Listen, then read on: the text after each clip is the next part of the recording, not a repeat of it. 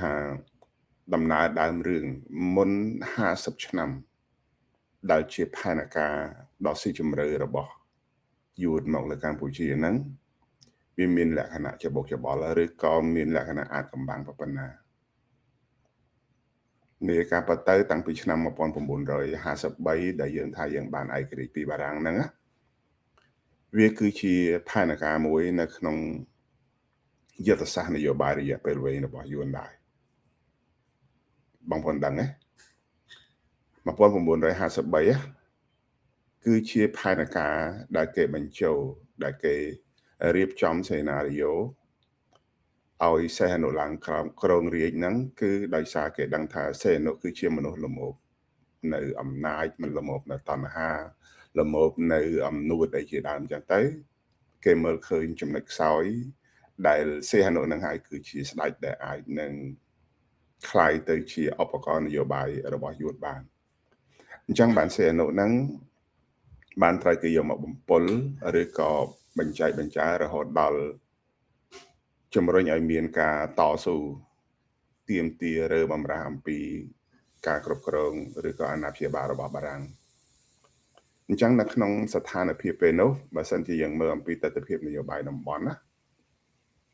កម្ពុជាយើងប្រៀបដូចជាកូនតន្សាយស្លឹកមួយដែលមានកិច្ចការពារដោយនៅសម័យនោះយើងហៅថាខ្លាចាស់កាន់សិលគឺបារាំងហ្នឹងនៅគាំពៀនៅការពារនៅថែរក្សាដែនដីកម្ពុជានេះឲ្យនៅគង់វង្សនៅក្នុងពេលនោះពីព្រោះយើងត្រូវបានបរទេសជិតខាងនឹងឈ្លានពានក៏ប៉ុន្តែទោះជាយ៉ាងណាក៏ដោយខ្ញុំចង់សង្កត់ទៅលើថាការដែលគេបណ្ដេញបារាំងចេញនៅពេលនោះគឺធ្វើឲ្យខ្មែរនឹងបាត់បង់លទ្ធភាពនៅក្នុងការការពារអំណាចខ្លួនឯងអញ្ចឹងនៅក្នុងសម័យនោះប៉ុលពតក៏ដោយសីហនុក៏ដោយគឺជាផ្នែកមួយនៃយើងហៅថានៃអាយ៉ងរបស់យួនក្នុងការបង្កសង្គ្រាមដើម្បីដណ្ដើមយកកម្ពុជាហើយនឹងបញ្ជ្រាបចូលមនោគមកុម្មុយនីសនៅក្នុងពេលនោះណាបងប្អូនអានេះរឿងដែលវាតេតិនជាមួយនឹងប្រវត្តិសាស្ត្រគឺយួនបានរៀបចំផែនការតាំងពីទសវត្សរ៍ឆ្នាំ60មកមិនមែនរឿងចៃដន្យមិនមែនរឿងរបបនយោបាយរបស់កម្ពុជាទេណាហេតុអីបានជា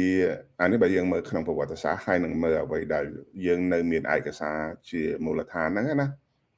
នៅក្រោយពេលដែលបារាំងចេញទៅយើងគិតថាកម្ពុជាយើងនឹងបានឯករាជ្យបរិបូរណ៍ហើយក៏ប៉ុន្តែនៅពេលនោះវាមានចលនានយោបាយឬក៏ចលនាប្រដាប់អាវុធដែលតាក់ទងគ្នាជាមួយនឹងវគ្គកុងតាក់ទងគ្នាជាមួយនឹងខ្មែរអិសរាជហើយវាតាក់ទងជាមួយនឹងសាធារណរដ្ឋដូចជាដើមអញ្ចឹងសម័យសាធារណរដ្ឋយើងដឹងច្បាស់ហើយថាវាដោយសារមានអធិបុលរបស់យួនចូលមកកាន់កាប់កម្ពុជាហើយសង្គ្រាមនៅកម្ពុជាក្រោមឬក៏យើងហៅថាយួនខាងត្បូងហ្នឹងគឺជាផ្នែកមួយនៃដំណើរពង្រីកអធិបុលរបស់យួនចូលមកកាន់កាប់កម្ពុជាដែរដូច្នេះហើយបានជាសាធារណរដ្ឋឬក៏សេនាបបុកលន់នល់មើលឃើញអំពីហានិភ័យមួយហ្នឹងក៏បានចាត់វិធានការកំទេចពួកយួនដែលមកកាន់កាប់ឬក៏មកជ្រកកោនឬក៏ប្រើប្រាស់ដែនដីខ្មែរសម្រាប់មិនមែនសម្រាប់តែធ្វើសង្គ្រាមទេក៏ប៉ុន្តែចេតនាគឺដើម្បីឈ្លានពានយកកម្ពុជានៅក្នុងពេលនោះក៏ប៉ុន្តែដោយសារអំណាចរបស់យោធាយើងនៅក្នុងសម័យកាលនោះ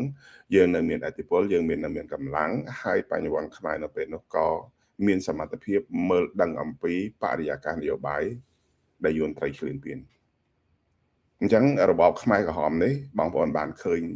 ក្នុងប្រវត្តិសាស្ត្រហើយថាគឺជារបបមួយដែលសីហនុត្រូវបានគេបំពុលជាពិសេស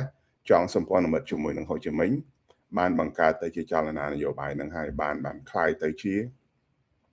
របបខ្មែរក្រហមឬក៏យើងហៅថាក្រុមចលនាតស៊ូដើម្បីរំដោះកម្ពុជាអីជាដើមដែលមានអ្នកខ្លះយកហេតុផលថាការកើតឡើង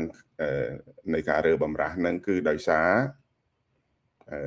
ដោយសារមានរដ្ឋបហាទម្លាក់សីហនុអីជាដើមប៉ុន្តែតាមការពិតមិនមែនទេរឿងទាំងអស់ហ្នឹងគឺជាល្បិចកលរបស់សីហនុទាំងអស់នៅក្នុងការបង្កើតឲ្យមានចលាចលសង្គមខ្មែរនៅក្នុងសម័យកាលនោះគោលបំណងហ្នឹងគឺនៅក្នុងបរិយាកាសនយោបាយនៅពេលនោះគឺគេចែកឬក៏គេតម្រូវឲ្យខ្មែរនឹងពុលនៅក្នុងមនោគមមួយ ដែលយើងហៅថាវណ្ណៈនិយម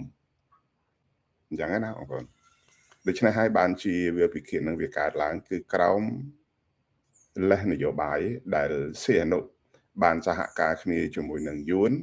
រួចហើយបន្តធ្វើសកម្មភាពរហូតដល់សម្លាប់បញ្ញវន្តខ្មែរនិងរៀបចំគ្រឹះមូលដ្ឋាននៃអង្គើឈ្លានពានដោយសម្ងាត់ហ្នឹងតាំងពីពេលហ្នឹងមក